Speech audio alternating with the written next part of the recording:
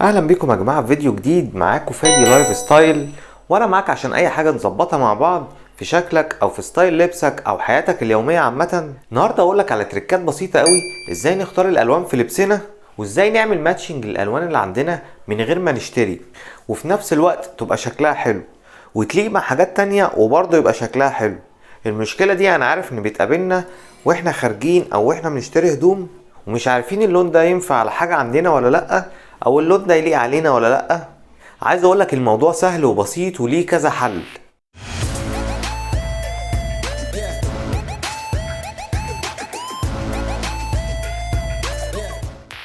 اول حاجة انك تلبس الطقم كله على لون واحد، يعني مثلا جاكيت اسود على تيشيرت اسود على بنطلون اسود، او جينز كحلي على بلوفر كحلي، بنطلون بيج على تيشيرت بيج. الفكرة في الموضوع ده ان الطقم كله هيبقى مبني على لون واحد بس. طبعا الموضوع ده ليه ميزتين، اول ميزة ان لو حد مليان شوية بيبينه ارفع شوية، وتاني ميزة بتخليك مريح دماغك يا ترى اللونين مع بعض دول لايقين على بعض ولا لا. طبعا الموضوع ليه رولز كتيرة، بس اهمها تكون الدرجات قريبة من بعض. مثلا يعني درجة الاسود اللي فوق تبقى قريبة لحد كبير من درجة الاسود اللي تحت. وتاني حل انك تبني الطقم من لون من الالوان المحايدة. ايه الالوان المحايدة دي؟ الالوان المحايدة دي زي الابيض والاسود والجراي والبيج. اي لون في الدنيا هيليق على الاربع الوان دول. يعني مثلا الاسود ممكن تلبسه مع احمر او هافان او بيج، اي لون 100% هيليق معاه، عشان كده بيتسمى بملك الالوان. وكمان البيج ممكن تلبسه مع احمر مع اصفر مع زيتي، حاجات كتير قوي. ونفس الموضوع الابيض والجراي بيتلبسوا على الوان كتير جدا.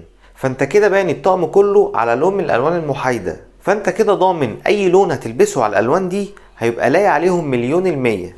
تالت حل انك تجيب لون وتلبس معاه لون من درجاته. يعني ايه الكلام ده بقى؟ يعني ممكن تلبس الاسود بدرجاته، يعني ممكن الاسود مع الجراي الغامق مع الجراي الفاتح لحد ما توصل للابيض. البيج مثلا ممكن تلبسه مع بني، الزيتي ممكن تلبسه مع درجاته لحد ما توصل للاخضر. البنات مثلا ممكن تلبس البينك مع الروز، وهكذا. وده طبعا بيخلي الطقم كله مترتب ومتنظم ومريح للعين، عشان انت لابس نفس اللون بس بكذا درجة، مش لابس لونين بعاد عن بعض تماما مش ضامن ان هما لايقين على بعض ولا لا. ورابع حاجة انك تلبس من دايرة الالوان، ودي بقى فيها كل الالوان اللي في الدنيا وابسطهم انك تختار الالوان المتتالية. لو بصيت على دايرة الالوان هتاخد بالك من الالوان اللي ورا بعض لايقين على بعض جدا، فبالتالي لو اخترت لونين او ثلاثة ورا بعض هيبقوا 100% لايقين على بعض. زي مثلا اخترت الاصفر مع الاورنج، الزيتي بدرجاته مع الاورنج، وده هيخليك تختار الوان مختلفة عن بعض وتبقى ضامن شوية ان هما لايقين على بعض. ودي طريقة مختلفة عن الطرق اللي قلناها. وفي طريقة تانية انك تختار لونين متقابلين، ودي معناها ان كل لون في الدايرة قصاده لون مناسب ليه وغالبا بيكون لايق عليه، زي مثلا المنت جرين مع الروز او الاصفر مع الازرق.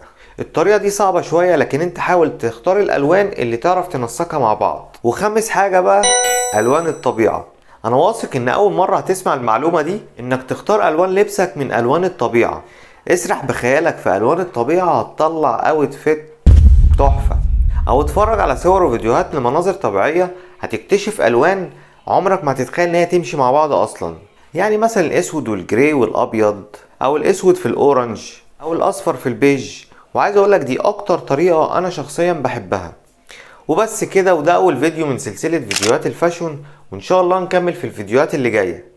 وده اللي عندي اقوله لك النهارده. لو عجبك الفيديو او استفدت منه ما تنساش ترزع اللايك وتعمل سبسكرايب وتفعل زرار الجرس عشان ما يفوتكش الجديد. وعايزك تخش تعملي فولو على الانستجرام وعلى الفيسبوك، هسيب لك اللينكات تحت في الديسكريبشن. واخر حاجه عايز اقولها لك، مش عايزك تسيب حاجه للصدفه، دايما جاهز ومستعد لاي موقف للحياه، دايما سابق اللي حواليك بخطوه. اشوفكم الفيديو الجاي.